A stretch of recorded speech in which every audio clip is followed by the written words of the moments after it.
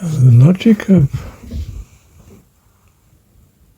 logic, that it's be self-consistent,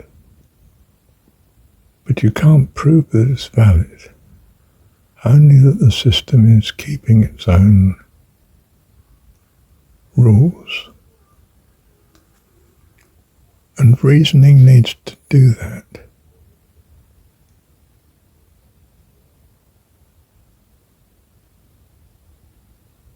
And we're saying the universe I live in has to be consistent with that. Why? Because the universe I live in is thought.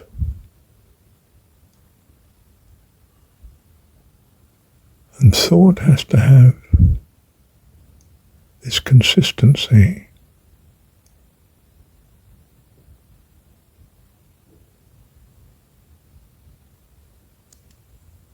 to have an integrity that holds together.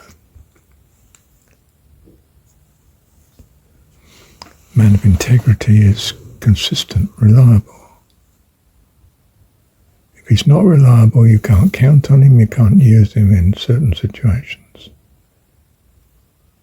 You can't build, you can't make anything. Integrity is fundamental to creativity. God is above all things one of integrity. Love is an advanced development of integrity, where your integrity is being applied to something that was not previously counted as part of yourself. You could say it is now because your ego has been extended to you've taken them under your wings. They are part of what counts for you, your family, if you like. They are me in my expanded, enlarged ego, if you like. So it may be that creativity has to be according to consistency, because consistency is necessary for integrity, a thing to hold together, and if things don't hold together, you can't make anything. It's very difficult to build a house with sand. You need something to bind it, like concrete or mud or something, glue. So the fact that we can criticize logic on the grounds that it's only self-consistent, you've not proved that it's valid externally to itself, is actually not the point. I've proved that it has to be consistent, and that reality has to be consistent, else nothing can be made. If reality is not consistent and nothing can be made, then the problem vanishes. Because I have been made. I exist. I'm a quite complex structure at that. And it relies upon integrity. Atoms holding as molecules, molecules holding together as with certain circumstances and predictable, reliable patterns of behavior, if you like, or qualities that have to be consistent, at least according to a certain type of specified circumstance. In other words, if I can prove that my basic tenets of logic are justifiable in terms of each other, then I prove their consistency and therefore their validity, because upon consistency I can create. And that which is created has to be consistent. If there's no integrity, it doesn't hold together.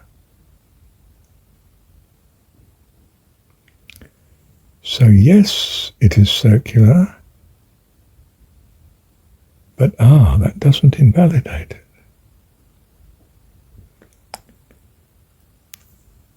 So if I come back to my thing that I'm a child of God, He's my dad. How do I know this? Well, I don't. I choose to believe it. And only a child of my God would believe such a thing. So it must be so. You say, no, that's hang on, that's a secular argument. You assumed a certain nature to your God, and then you said you're consistent to it, and that proves that He has that nature. I think I may be implying another certain axiom, which is that I know something about the relationship between children and parents, that they have the same qualities by definition, say. It's one of my axioms I'm putting in. Not an axiom so much, but assumption. But this is how I'm defining dad. If I define dad in that way, then if I actually choose to believe in uncertainty, that God is my dad,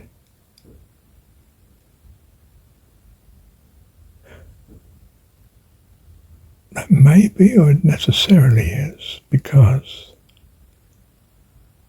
I'm a child of God, and that's what you would expect from a child of God. Whereas if you're not a child of God, but if you like, in pictorial terms, I'm a child of the devil, then there's no way I want to own God as my father. You know, I'm actually have an affinity for the devil. Right.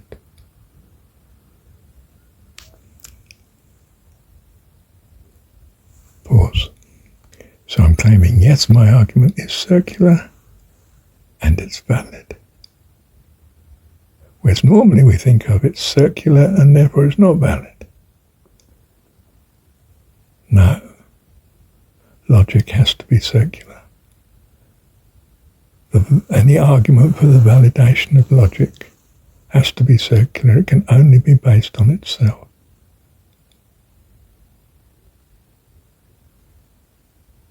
That's what my discourse was with Alistair McIntyre.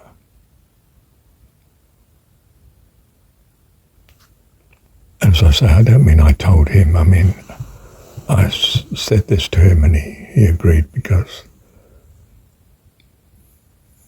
well, it's pretty almost certain that he realised that already. If he didn't, he certainly carried it off confidently, which I wouldn't put past him either.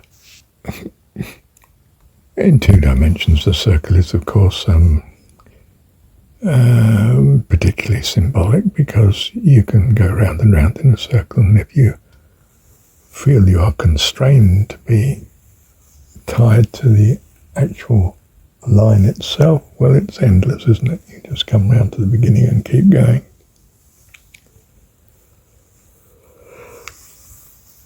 And of course, people have hypothesized that time might be like this, and in some sense it's,